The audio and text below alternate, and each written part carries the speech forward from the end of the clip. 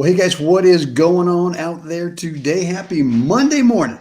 Brent Abel here, webtennis.com. Another episode of What's the Right Shot? What am I thinking? 7 around 7.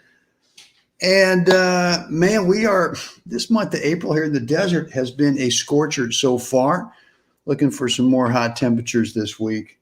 90s, high 80s, but next week, triple digits again. So anyway, guys, if you're in the desert, hydrate.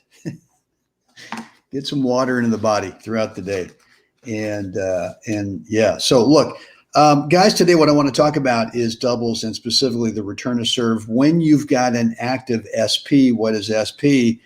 Server's partner, right? And so I've got a little project that I'm starting, and I'm going to interview some of the top coaches and top players, mostly top players, age group players who are really well known for their doubles play. And so look, I've got about 20, 25 of them that I'm going to do. It's a little project I'm going to put together. I'll make it available in the next, I'm not sure how long it's going to take. Depends on being able to set up interviews and that kind of stuff. But I've got a set of questions, and, you know, I'd love to hear from you kind of what are your biggest questions? What are your biggest concerns? What are the things that you struggle with when you're playing doubles and you're returning serve and you've got an active server's partner up there? An active could mean, you know, it could be a lot of fake poaching. It could be a lot of real poaching. It could be a lot of combination of the both. But the bottom line is that service partner is really unsettling you, right? And so, you know, what are your questions? What are your number questions that, or what's your number one, maybe number two questions that I can ask these top players? And what I'm really going to try to do is get a set of maybe half a dozen, 5 or 6, no more than that, questions, the same question. And I'm going to ask each one of these players and coaches the exact same question, with the last question being kind of open-ended. What have I not asked you that you think is important when you're returning serve with an active SP, with an active server's partner? I mean, you know, we've got things like, you know, are you simply trying to feel like you're playing keep away from the service partner, or are you thinking about a specific spot over there on the court, or maybe a specific spot above the top of the net? When you make your decision for a target, you know, are you making that decision, whether it's going to be cross court, maybe down the line, a lob, whatever it is? Are you making that decision before the server starts the tossing motion, or are you waiting to kind of see what happens, right? Waiting to see the kind of serve you get, and maybe out of your peripheral, are you trying to take a sneak peek at that service partner who's active? And look, all this is so different when you've got a service partner who's just stationary and does nothing. That's really, I mean, that shouldn't be a problem, right? Do you try to take the serve earlier? I mean, I know a lot of these players, and what I felt from time to time too, if I've got an active service partner up there, sometimes for me, I want to step in and take the return earlier, maybe bump it flat, or maybe get a little top on it, so that there's less time that if they do poach, that they've got to get over there, right? Or they've got the opportunity to be able to cross.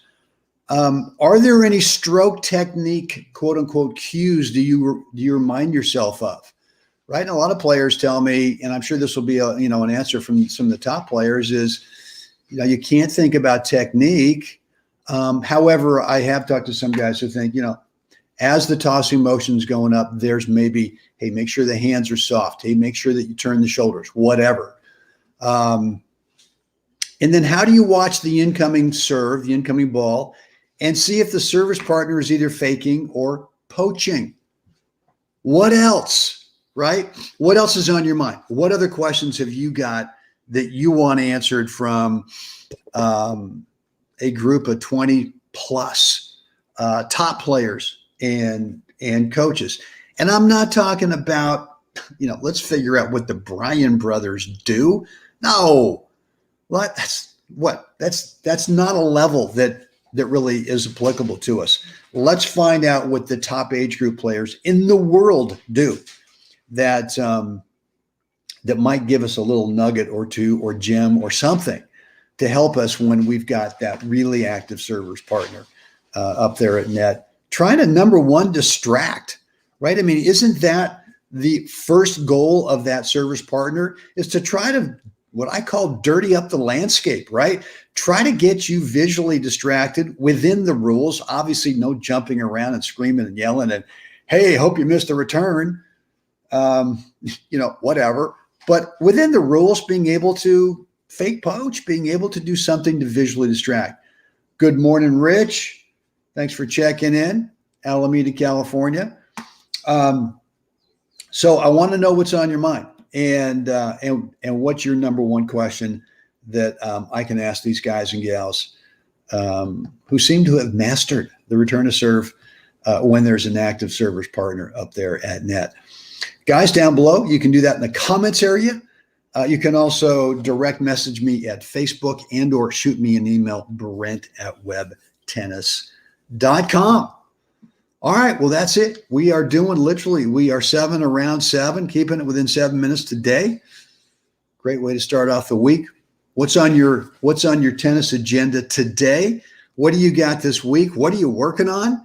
Besides giving me a question or two about when you're playing doubles and return to serve, and you got an active SP in front of you, trying to screw you up, right? All right. So anyway, guys, that's it for me today. Hey, Mark, thanks for checking in. Good morning to you as well. Guys, it's time. Get out there today. Help someone else have a spectacular day. Guys, I'll see you again next time.